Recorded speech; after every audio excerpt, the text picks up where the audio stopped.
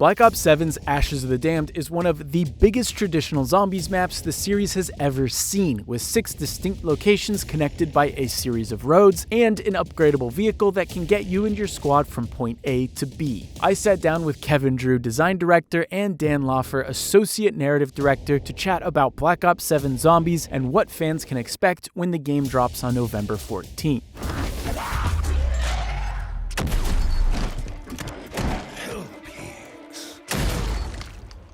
Or be killed. Ashes of the Damned is a spiritual successor to Transit from Black Ops 2, a zombie map also spanning multiple locations. Unlike Transit though, Ashes of the Damned's primary mode of transportation is a pickup truck fondly referred to as Old Tessie. Unlike the bus from Transit, which couldn't be operated, Old Tessie can be driven, upgraded, and damaged if you aren't careful. Its primary purpose is to help you get from one point of interest to another by traversing the deadly fog.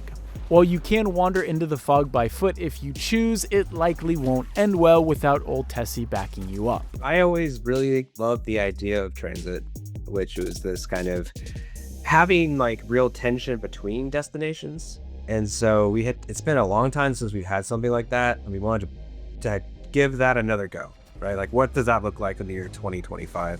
The truck is a big part of it, but it isn't just for transportation. Upgrades can be found throughout the map, including a mounted turret and the Pack-a-Punch machine. Yes, the Pack-a-Punch machine is on the truck itself, and it doubles as a boost for Old Tessie. Most of the upgrading takes place in a garage in Ashwood, one of the major points of interest on the map. The location also acts as a sort of hub. If your team abandons Old Tessie for one reason or another, it can be summoned back to the garage. Ashes of the Damned features 6 major points of interest: Janus Towers Plaza, Van Dorn Farm, Blackwater Lake, Ashwood, Exit 115, and Zarya Cosmodrome. Connecting all these locations are the aforementioned fog. According to Drew and Loffer, because Ashes of the Damned takes place in the Dark Ether, a mysterious alternate dimension or something of the sort, they can pull locations from different time periods and areas in order to create a varied world map. Ashwood, which resides in the center of the map, is from the 1850s, while Exit 115 feels like a throwback to Transit's diner. Despite each area having their own history, all these locations tie together thematically, but the developers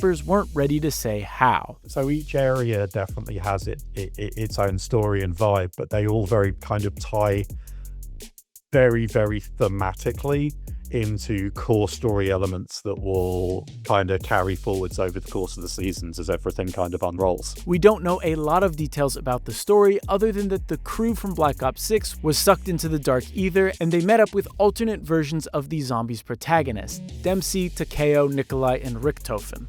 Apart from Takeo's voice actor, the original cast will return, including Nolan North, Stephen Blum, and Fred Tatasciore. You can play as any of the 8 characters, and their dialogue will change depending on who's in your crew. Directed mode from Black Ops 6 will also make a return. This mode guides players through the story of Ashes of the Damned. However, like on previous maps, it won't be available on day 1, that way players who enjoy solving the puzzles and uncovering the mysteries can do that without spoilers. As someone who loves zombies but rarely has time to figure out all the hidden objectives anymore, I very much appreciate directed mode. In addition to standard and directed mode, Black Ops 7 is adding cursed mode. This is a high difficulty undertaking that harkens back to some traditional zombies mechanics like limited loadouts. One example that Drew and Loffer noted is that curse mode will bring back the old point system, which lets you maximize your points by killing zombies in specific ways. Curse mode also packs in some new side quests that unlock relics, which will let you further tweak the difficulty. This mode won't be available at launch, but it will be unlocked for everyone once someone solves the first main quest. If Black Ops 6 is adding directed to appeal to more fans and kind of more casual experience, curse mode was the opposite. It's really made to bring something new to the dedicated audience, the people who find standard to be not as challenging as it used to be. So that was the kind of the initial just like idea, and we really wanted to kind of add layers to that experience, and we know that those people are always seeking like additional quests and Easter eggs, so we wanted to build something that just had a lot of that in there. Alongside Ashes of the Damned, Black Ops 7 brings back survival maps which will let you play classic round-based zombies on smaller locations. These maps, at least for launch in Season 1, are locations from Ashes of the Damned. The first one will be Van Dorn Farm, the same map playable in the Zombies beta from earlier this year. Exit 115 and Zarya Cosmodrome will be added during Season 1. Black Ops 7 also brings with it some expanded loadout options. As Drew explained it, the augments, gobblegums, and enhancements have been expanded rather than redone this time around, so some of these upgrades you'll recognize while others are brand new. The newest addition to the Perca-Cola lineup is Wisp Tea, which summons a wisp after killing zombies that will help you in combat. Of course, it comes with a series of minor and major augments to further customize its effects, but those won't be available out of the gate. In addition, all returning Perca-Colas will feature new minor and major augments. There's also a new field upgrade called Toxic Growth, which summons deadly thorns in front of you that can hurt and slow down zombies walking into it. Frankly, there are a lot of new additions to the enhancements in Black Ops 7 Zombies, and I'd be here a lot longer if I went over each and every one.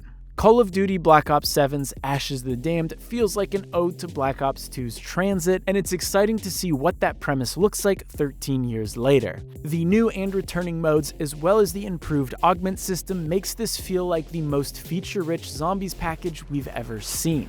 Call of Duty Black Ops 7 launches on November 14th.